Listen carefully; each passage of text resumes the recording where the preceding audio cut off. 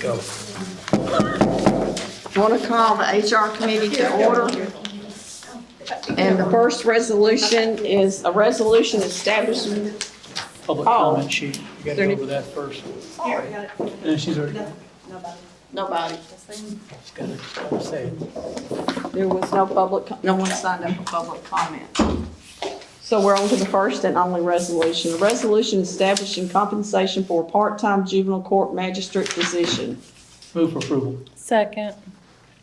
Could I have either Zany or Judge talk about this resolution, please?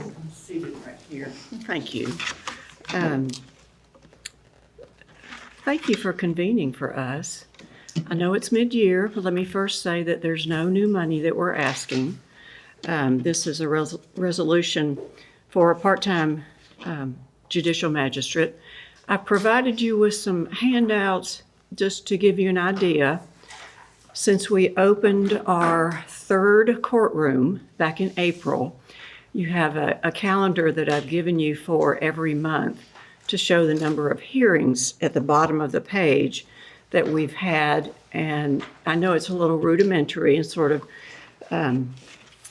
almost elementary, but it's easy to look and see the judges and the number of hearings that we've had.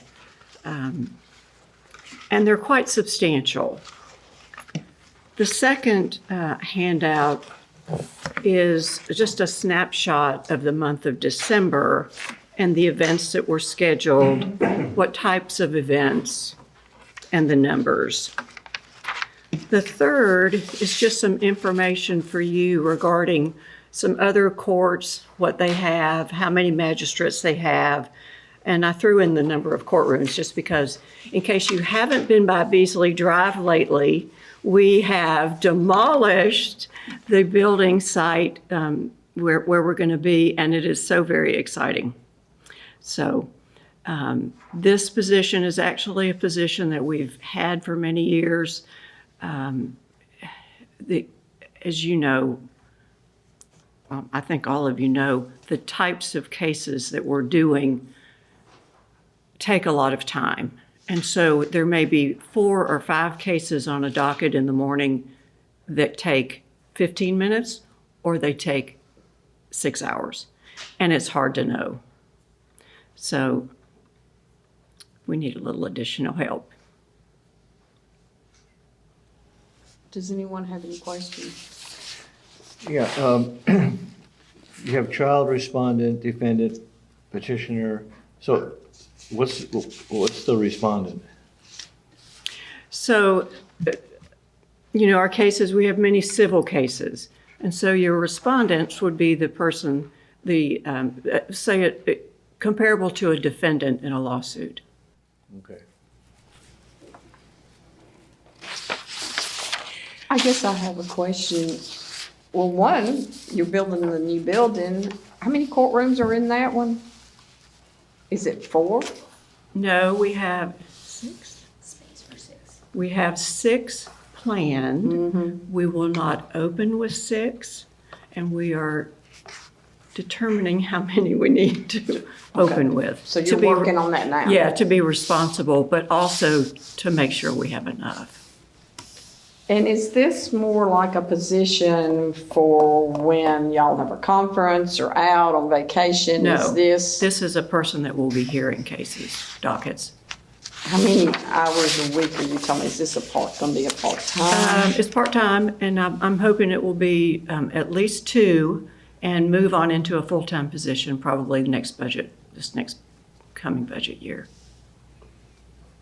But basically, you're just asking this is just to approve what that magistrate will be paid, not the amount of money to go in the budget, am I correct?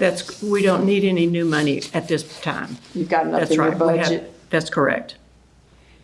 Now, when we start talking about new positions for the next budget year, that will be different.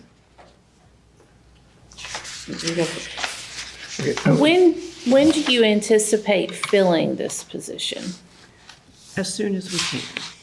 And so you have enough money in the budget to last you through June. Are we then going to have to budget for this position in the next budget? What I am anticipating, we're not going to be asking for a lot of positions. In fact, we may only be asking for one position this next budget year because we just don't have space. You know, we're not like the sheriff's department. We can't, in a perfect world, we would anticipate this new building and add some personnel like the sheriff is going to be doing, but we can't. We just don't have space for them. So this next budget year will be pretty lean for us. And I would anticipate we will keep a part-time magistrate position in addition to asking for a full-time.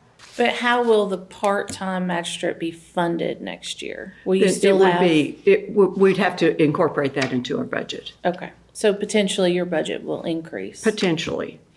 And then currently you have 2 courtrooms and then a third portable courtroom. We have 3 courtrooms. Okay. We like to call them 3 courtrooms. All right, and the 3 courtrooms, how do you see this part-time magistrate factoring in? Because you've got 3 full-time magistrates, We have 2. 2, and a part-time, And a judge. I just have 2 full-time magistrates. and a judge. myself.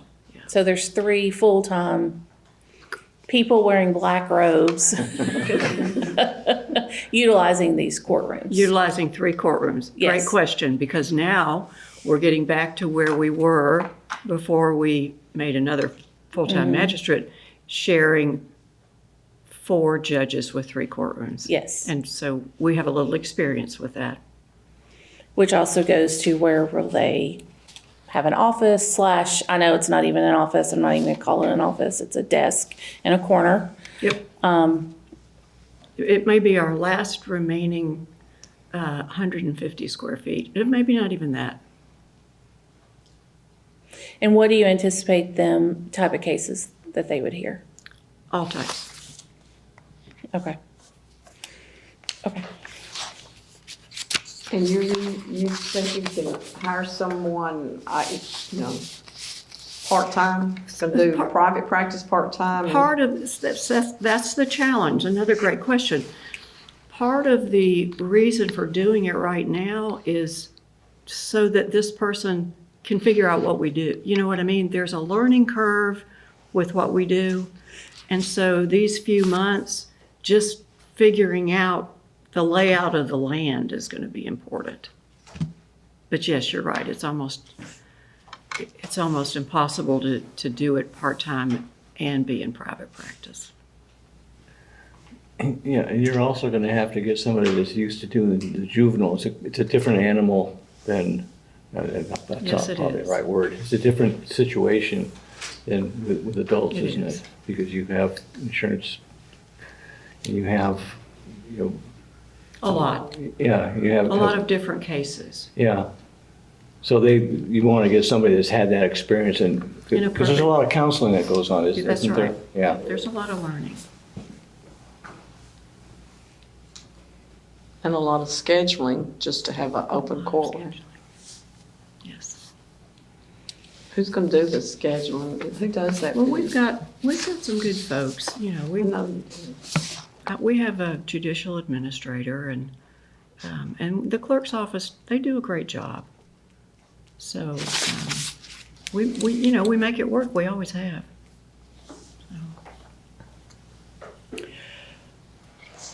You got any questions? No, ma'am.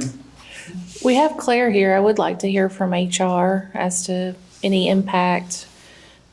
It sounds like they have money in their budget. It's a position that's already on the books, is that correct? Or are we creating a position as well? This is a new position. I'm on the mic. Oh, Yeah, this is a new position that will go on to their staffing, their position control. And then, of course, would run into the next fiscal year. But with the compensation study, it helped us to be more competitive with the salary. So I think that will help the judge and Zanny to find the right candidate. And with part-time, we don't have to factor in insurance, all those extra costs. It's strictly an hourly rate. Yes, it's roughly, 25, 28% on top of the hourly rate. No sick time, no accruals on vacation. Okay. I'm gonna say my only concern is as I've said before, is doing it in the middle of the year. You know, we usually do all the positions during the budget cycle, and that's my only concern. I hate getting away from that procedure. I couldn't disagree more, except for this particular department's not stagnant because their volumes fluctuate. So I think they're unique, because their volumes have clearly increased, and that's what's created the demand. But I do share your sentiments. It's always nice to keep it, new positions to the start of the year, and I know I've been hit up several times, but there's not really an appetite for that. And so I think this is unique based on the demands of the increased cases. Okay. Does anybody have any more questions? Ready to vote? All those in favor say aye. Aye. Anybody against? Passes 4-0. Thank you. Has anybody got anything else to discuss? I'd like to make a speaker of the HR committee. I'd like to introduce Lisa Namaka, who is our new HR generalist and compensation lead. Lisa comes to us with a wealth of knowledge. Very glad that her and her husband have decided to relocate to this area, and she has just been a tremendous help. I see her as a collaborator, and to have her depth of experience, I welcome each of you to stop by her office. It's right outside the mayor's office, and spend some time with Lisa. She's already hit the ground running, helping us to really address some of the inner workings of our HR needs. You know, there's always the transactional things that you see on the surface, but some of the policies, some of the training, we're already diving into doing sexual harassment training. We're already working with Creed and his team and Lisa Carson to get some of those videos so we can incorporate those into our orientation process. And the list goes on. So sorry, it's like I'm in a HR geek world. You know, we're getting to do some of the things that make us really enjoy our job. So please take time to welcome Lisa. If you're welcome to say anything if you'd like to at this time. I couldn't be more happy to be here. Thank you. Wonderful place. Happy to have you. Thank you. Ready to adjourn? Yes, ma'am. Motion to adjourn.